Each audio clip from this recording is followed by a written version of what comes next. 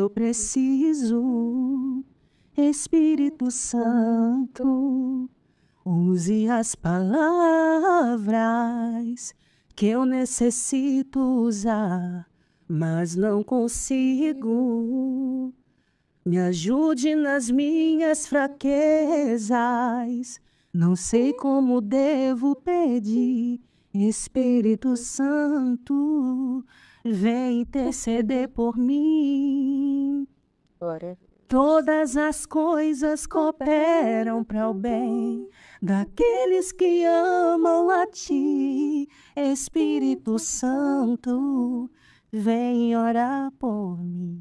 Então, o Espírito Santo, ele é um ser muito incrível que nos momentos de maiores dificuldades é o que nos acalenta, é o que nos dá força.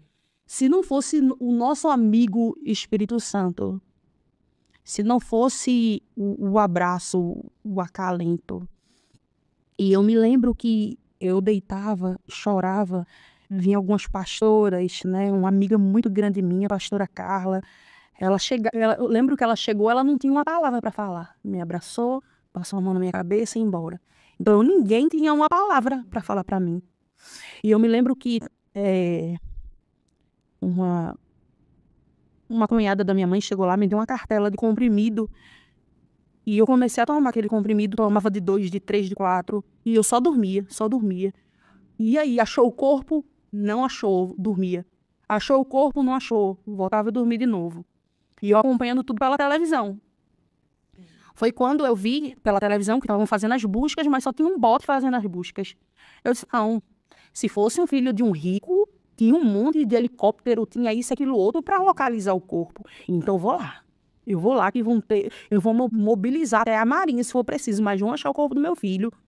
Porque, para mim, o pior não é nem só a morte, é estar desaparecido, não saber que fim vai dar. E os especialistas... Você queria o corpo para enterrar com o seu filho. Os especialistas diziam, ou depois dessa corrente de retorno, ou vai levar para o alto mar, ou a gente vai achar lá nas esculturas, que ele faleceu na praia do Pina para Boa Viagem, e foi quando eu cheguei lá. Quando eu cheguei lá, estava a reportagem. Quando eu pisei o pé lá, tinha acabado de localizar o corpo dele. Localizar o corpo dele. Tinha muito amigo dele lá na praia, né? Todo mundo querendo filmar de alguma forma, porque como repercutiu muito, não deixaram filmar. Como tinha muita gente, pegaram o corpo dele e levaram para o lado da praia de Boa Viagem. E eu disse, não, eu tenho que ver para acreditar. E eu acho que não vai haver uma situação mais difícil na minha vida do que ver meu filho daquele jeito. Ele estava deitado dentro do bote, coberto, os bombeiros não queriam deixar eu ver. Eu disse, não, deixa, eu tenho que ver meu filho. Tava lá deitado, parecia que estava dormindo. Quantos dias? A gente conseguiu localizar ele no outro dia. No outro dia à tarde, a partir da tarde. A gente fez o sepultamento no terceiro dia. Então foi uma sequência de dias difíceis. O primeiro, o desaparecimento. O segundo dia, a localização do corpo dele. E o terceiro dia, o dia do sepultamento. Eu me lembro que nesse dia do sepultamento, quando eu cheguei no cemitério, tinha uma irmã lá que, quando eu cheguei, ela já estava lá. Era como se fosse alguém enviado por Deus ali. Quando eu cheguei, ela já estava lá. Ela disse, você é a mãe do rapaz que faleceu, né? A irmã era bem magrinha, bem escurinha, o cabelo bem curtinho. E eu lembro que aquela irmã ficou comigo. Eu não sei de onde saiu aquela irmã. Ela ficou comigo do começo até o final do funeral. Depois disso, nunca mais eu vi aquela irmã. Ela me abraçava, ela me acompanhou todo momento, aquela irmã estava do meu lado. E a gente sepultou o Rafael. E depois que sepultou, eu fiquei com um comprimido naquela cartela. Quando chegou no outro dia, eu disse, Deus, olha, tá aqui esse comprimido. Eu vou tomar ele no dia que eu tiver muito ruim. Imagine do que eu já tô. Porque eu não quero ficar dependendo de remédio, não. E comecei a viver dia após dia depois de um luto. E o processo de reabilitação para uma mãe é muito difícil. Eu conheço mães que até hoje perderam filho e não tem mais vida. Não é a mesma mãe. E eu dizia, Deus, eu tenho Sim. duas alternativas. Ou eu vou entrar na depressão de vez, que eu já tinha um quadro de ansiedade e de depressão, ou eu vou fazer dessa dor alguma coisa produtiva. E eu me lembro que no primeiro domingo depois que ele morreu, eu me acordei numa angústia muito grande, num desespero de alma. Então eu não sabia o que fazer. Eu disse, Jesus, o que eu vou fazer agora? Ele disse, abre a Bíblia. Aí abri a Bíblia. E comecei a ler o texto acerca de Davi. Quando Davi, ele peca com Betseba e a criança nasce. A Bíblia diz que Davi, ele vai para dentro do templo.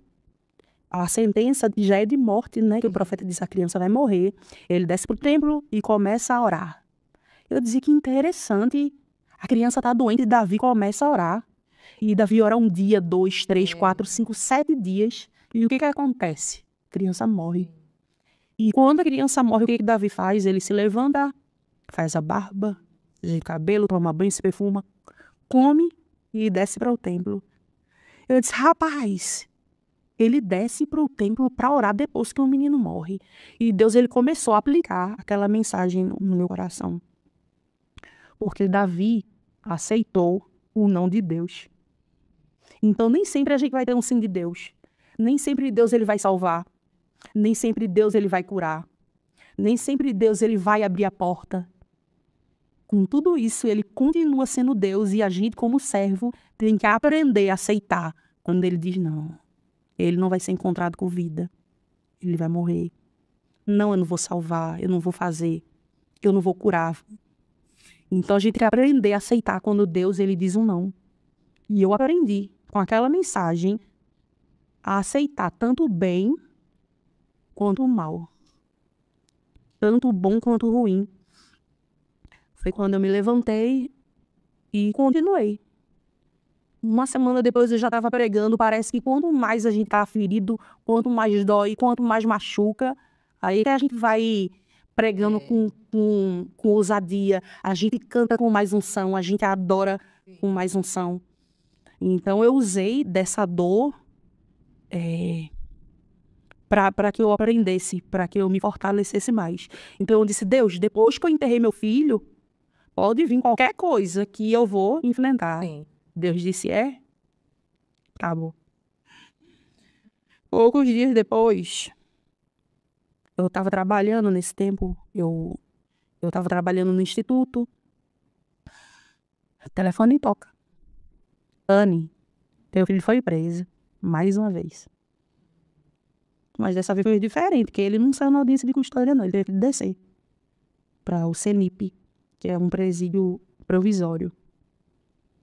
E o maior medo da minha vida era com que ele descesse para a Funase do Cabo.